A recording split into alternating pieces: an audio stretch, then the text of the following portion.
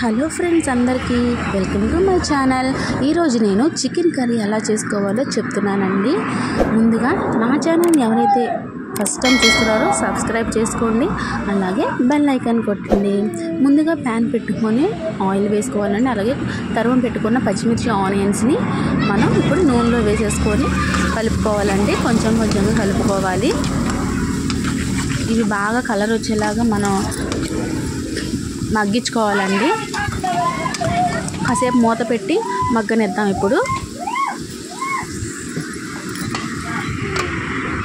మూత పెట్టి మగ్గనిద్దామండి. ఒక 10 నిమిషాల తర్వాత మగ్గిన తర్వాత మనం చికెన్ తీసుకొని శుభ్రంగా కడుక్కోవాలండి. చూడండి, శుభ్రంగా కడుక్కుంటున్నాం కదా. ప్రతి ముక్క శుభ్రంగా కడుక్కోవాలి. ఏదైనా దుమ్ము ధూళి ఉన్నా మొత్తం పోతుంది వాటర్లో. ఇప్పుడు మూత తీసి ఒకసారి ఆనియన్స్ని కలుపుకుందాం. చూడండి, కొంచెం కలర్ మారింది కదండి. బాగా వేగినాయి కదా ముక్కలన్నీ, ఆనియన్స్ అండ్ పచ్చిమిర్చి కూడా. ఇప్పుడు మనం కడిగి పెట్టుకున్న చికెన్ మొత్తాన్ని కూడా వేసుకుందామండి. చూడండి, ఇలా వేసుకుందాం. శుభ్రంగా కడుక్కోవాలి. నేనైతే కేజీ మాంసం తీసుకొచ్చాను. చూడండి, మొత్తం వేసేసాను అన్నమాట. చికెన్ మొత్తం కూడా మంచిగా కలుపుకోవాలి. దీంట్లోనే ఉప్పు యాడ్ చేస్తున్నానండి. మనం ముందుగానే ఫస్ట్ చికెన్ వేసినప్పుడే ఉప్పు అనేది యాడ్ చేయాలి. అప్పుడైతేనే ముక్కకు రుచి అన్నమాట. కర్రీ అయిపోయిన తర్వాత కూడా ముక్క అనేది టేస్ట్ వస్తుంది. చాలామంది ఇలా చివరిలో వేస్తారు, అప్పుడు ముక్కకు అసలు పట్టదండి ఉప్పు అనేది. ముందు ఫస్ట్లో వేసుకుంటేనే ఉప్పు పట్టిద్ది. ఇప్పుడు కాసేపు మూత పెట్టి మాంసాన్ని మొత్తం కూడా మగ్గనిద్దామండి. కాసేపు ఒక 10 నిమిషాలు. ఇప్పుడు మూత తీసి ఒక్కసారి కలుపుకుందామండి. చూడండి, భలే ఉడుకుతుంది కదండి.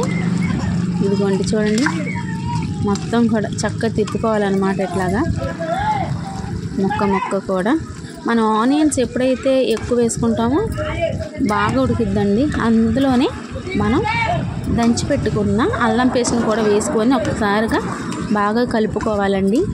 అల్లం పేస్ట్ అనేది బయట నుంచి కొనకూడదండి, ఎందుకంటే యాసిడ్స్ అవి కలుపుతారు. హెల్త్కి కూడా అసలు మంచిది కాదు. మనం ఇంట్లోనే చక్కగా ప్రిపేర్ చేసుకుని అల్లం పేస్ట్ని వేసుకుంటేనే మనకు హెల్త్గా ఉంటుంది.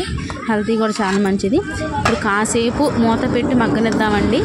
ఇప్పుడు చూసారు కదండి. ఇప్పుడు ఒకసారి మూత తీసి ఒకసారి చూసి మొత్తం కూడా ఒకసారి కలుపుకుందామండి. భలే ఉంది కదండి మొత్తం కూడా. చూడండి, ఆనియన్స్ మనం ఎంత ఎక్కువ వేస్తే అంత గ్రేవీ వస్తుంది అన్నమాట. చూడండి, ఇదిగోండి, భలే ఉంది కదా గ్రేవీ అనేది. కొంతమంది తక్కువగా వేసుకుంటారండి ఆనియన్స్, అప్పుడు అనేది గ్రేవీ రాదు. ఇప్పుడు మనం తరుము పెట్టుకున్న టమాటోస్ని కూడా వేసేసి బాగా కలుపుకుందామండి. టమాటాస్లో కొంతమంది చింతపండు కూడా వేసుకుంటారండి. ఇప్పుడు టమాటాస్ ఎక్కువ కోసి చింతపండు కూడా వేస్తే పులుపు అయిపోద్ది అనమాట కర్రీ అనేది. ఏదైనా కొంచెం ఒకటే తీసుకొని దాన్నే ఎక్కువగా వేసుకుంటే సరిపోతుంది. అంటే నేనైతే ఇలా వేస్తానండి. ఇప్పుడు కాసేపు మూత పెట్టి ఒక 10 నిమిషాలు మగ్గనిద్దాము.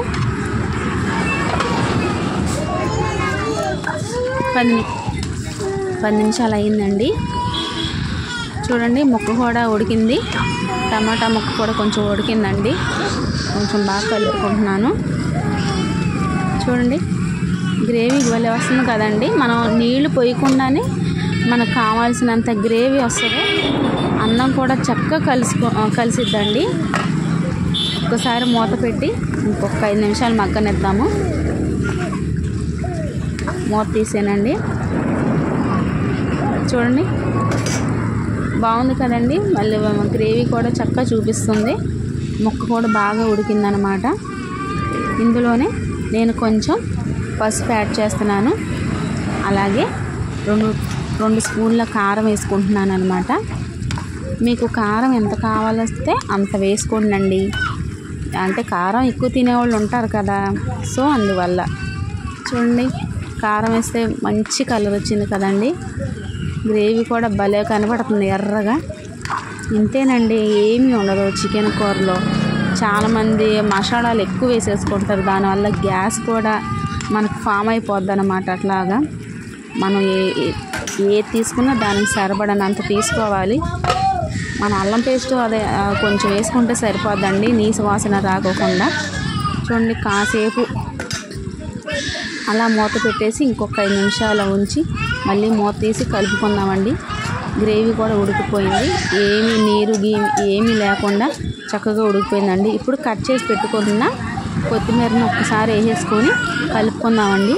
కొత్తిమీర వేసిన తర్వాత ఎక్కువసేపు ఉంచొద్దండి స్టవ్ మీద, ఎందుకంటే చేదు వచ్చేద్ది. నేను ఒకసారి అలాగ ఫస్ట్లో నాకు తెలియకుండా అట్లాగే చాలాసేపు స్టవ్ మీద ఉడికించేదాన్ని. కొత్తిమీర వేసిన తర్వాత అది కొంచెం చేదు అనిపించేది, అందుకే మనం కొత్తిమీర వేసిన వెంటనే